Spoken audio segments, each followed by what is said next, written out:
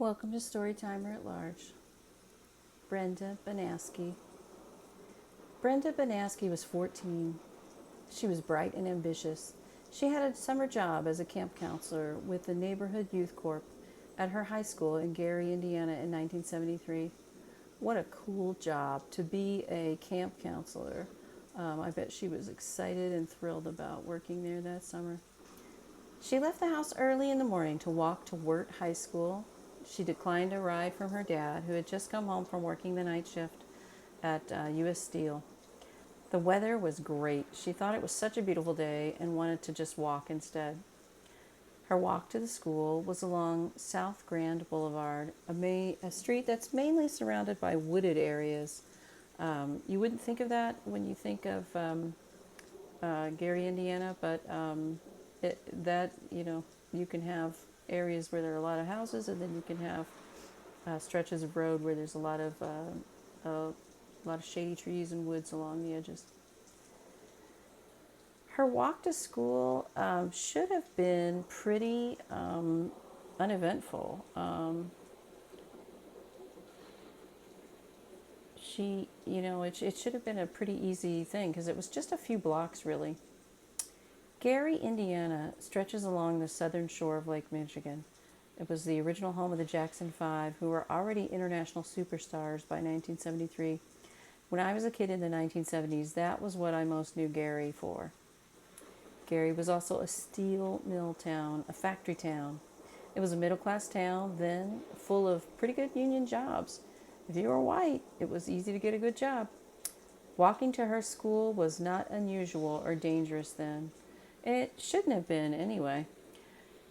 At the end of the day, Brenda did not come home. Her mother called the school and they informed her that she had never made it in that day. The Neighborhood Youth Corp treated their minor counselors like adult employees and not the children that they actually were. So they didn't call the house when Brenda did not arrive. 8 hours had passed by. Brenda's family and friends immediately went into search mode. They called all her friends. They called the police. They walked the route to school. They searched the woods. Many community groups also aided in the searches. Despite the efforts of so many people, weeks went by. A woman who knew Brenda reported seeing Brenda that morning walking. She reported seeing her backing away from a car that was blocking her path. Sometimes people don't realize they are witnessing a potential crime. Brenda appeared to be going in the opposite direction of the school. Had a man or men driven up to harass her as she walked? Did they grab her? This seems like a likely scenario to me. Perhaps they had harassed her enough that she had decided to turn back toward home. No description of the car is given in the newspaper article, unfortunately. Brenda's body was eventually found on August 11th, 1973, about 3 miles southwest from her home in a vacant wooded area behind a shopping center. She lay near the Baltimore and Ohio railroad tracks. She was not far from County Line Road and US 20 near the Little Calumet River. It was a random man, not part of the search parties, who happened to find her. This was way in the opposite direction of her route to school. 18 days in the heat and humidity of the summer, a few blocks from Lake Michigan, had hastened decomposition.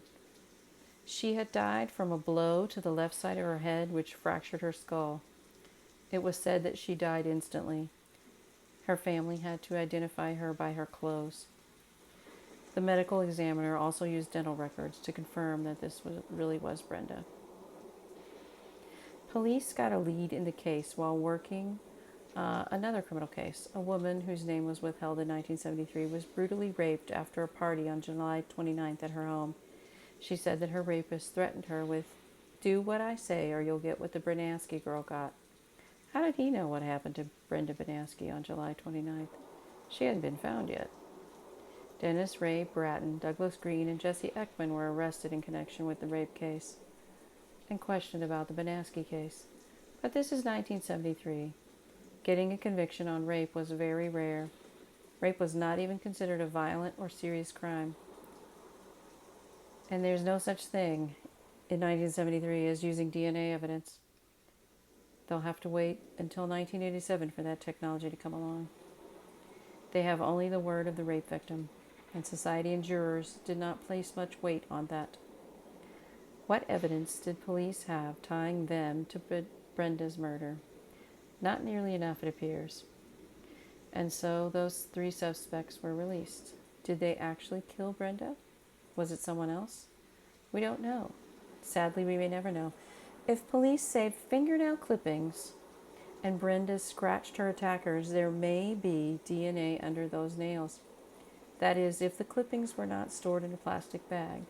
The moisture in a plastic bag would destroy any evidence. If they did not clip the nails, there's a slim chance that DNA could still be under her nails. Exhuming her body would be a way to collect that possible evidence. But again, moisture is the enemy of evidence under these circumstances too. Can the eyewitness tell us more about the car they saw blocking Brenda's path? Are there any other eyewitnesses? Did anyone see anything? Did anyone talk in the years since then? One thing that we need to remember is that Brenda's murder is happening in 1973 in the summer, the early part of the summer there. And in September, another murder happened. Let's talk about that for a minute. So, July 25th is when Brenda was murdered. Keep that in mind.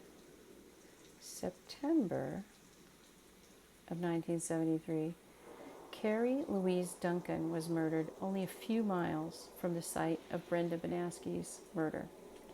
Carrie Louise Duncan was 12. She was found in a pile of discarded flowers, brush, and clippings at an out-of-the-way part of Ridgelawn Cemetery.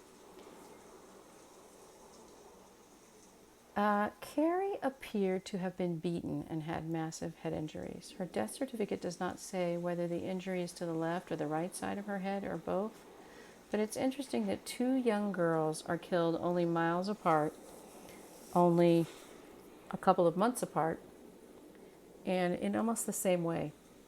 And you're thinking, oh, but weren't there lots and lots of murders in Gary, in the Chicago area in 1973? I'm like, yeah, there were some others, but not like these. These stick out, and they look very similar. Raul Rudy Sotelo was accused of Carrie's murder. That's Carrie Louise Duncan. He was arrested at his home at 1125 Dallas Street. His wife and 10-month-old son were there. Raul Rudy Sotelo was convicted of Carrie Louise Duncan's murder in 1974. Enough people had seen him with her right before she disappeared and was later found dead. And he also confessed to the murder at the time. His confession is very odd, though, and in the newspapers, it's not disputed. Like, the things he said about Carrie are just taken at face value. Raul Rudy Sotelo paints Carrie as sexually aggressive. Keep in mind, she's 12. He said that she propositioned him for sex and demanded money. He said she threatened to tell his wife and the police, and he panicked and killed her by running her over with his car. That's how he was caught, too, by the way. The car, when he was arrested, the car still had blood and other evidence on the underside of the car that was easily visible and was quickly connected to Carrie Louise Duncan.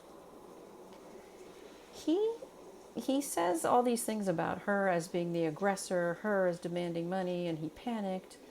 But I don't think it happened that way at all. I think he attempted to rape Carrie Louise Duncan. I think she managed to get out and try to run away, even though she was nearly naked. I think he then hit her multiple times.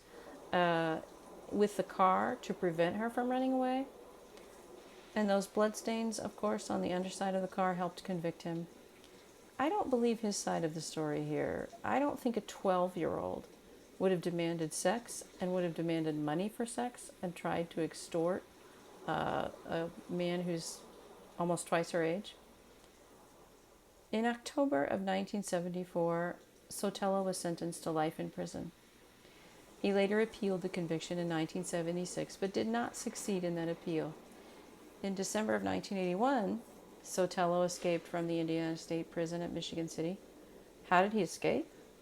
Despite having a violent background and a life sentence for murder, Sotelo was designated as a trustee, meaning that he could leave prison every day for work. Convicted of a brutal murder, and he was allowed to leave prison for work. One day, he just skipped out. I did not find an article saying exactly when he had been recaptured, but he was recaptured, and we know this because in 1988 he again appeals his conviction. This time the basis for his appeal is that he had ineffective counsel. He lost that appeal as well. In 2022 he was still incarcerated in Indiana State Prison at Peru, Indiana, when he slashed a correctional officer across the face with a homemade knife. The correctional officer lived, thankfully, and Sotelo was given another 38 years for this attack. This is another moment where I'm incredibly frustrated talking about what happens to the lives of perpetrators. They had lives. They had long lives. These victims never even got to finish high school. Some of them never even got to start high school, never got to travel outside Indiana, never got to grow up and pursue their dreams. I think Raul Rudy Sotelo could have murdered Brenda Banaski. He had a history of violence. He was convicted of murdering 12-year-old Carrie Duncan. He worked at U.S. Steel in 1973, which is only a couple of miles from Wirt High School. Think of this scenario. He gets off work at the night shift at U.S. Steel, and he doesn't want to go home yet. So he's driving around. He sees a pretty young girl walking along toward Wirt High School, and he decides that he's going to harass her and he's going to abduct her. And that scenario seems entirely possible to me.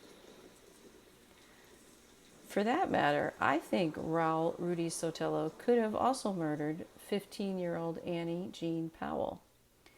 Annie was murdered at Colfax and 15th Streets in December of 1972.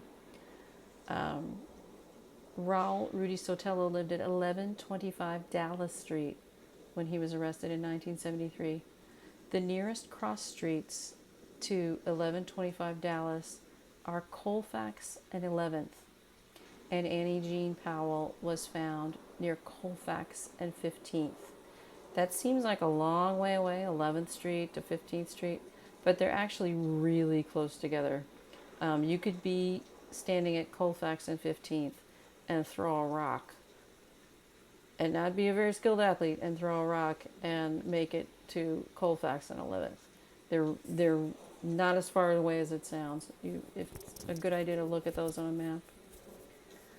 I think it's worth looking into. I think that Carrie Louise Duncan's murder is so vicious and brazen, and it's kind of a standout murder, that I think that I don't think Raul Rudy Sotelo only murdered Carrie Louise Duncan and then no one else. It seems like he was very, this seemed quick and easy for him to do. This was a thing that he felt comfortable doing, had no problems doing. And so I think Raul Rudy Sotelo is someone that they should look at for the murder of Brenda Banaski. If there's any evidence to test, you've already got Raul Rudy Sotelo in custody. Shouldn't be too hard to test that evidence against his DNA. I want to just take a moment to think about Brenda Banaski. She was so young. She was looking forward to starting high school at Wirt High School. She had her whole life ahead of her. She had a lot of friends. She had a family that loved her. And they're still seeking answers. Some of her best friends and and her family members are still hoping to find out who killed her and to bring that person to justice. If you have a tip, you can submit it to the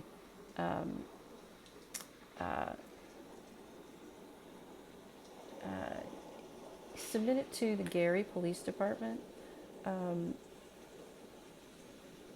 If you Google the Gary Police Department, you should be able to find it. I'm sorry, I don't have that number right handy, but yeah, Brenda Banaski's case deserves some more attention. It's been a long time, but cold cases are getting solved every day. Rest in peace, Brenda Banaski.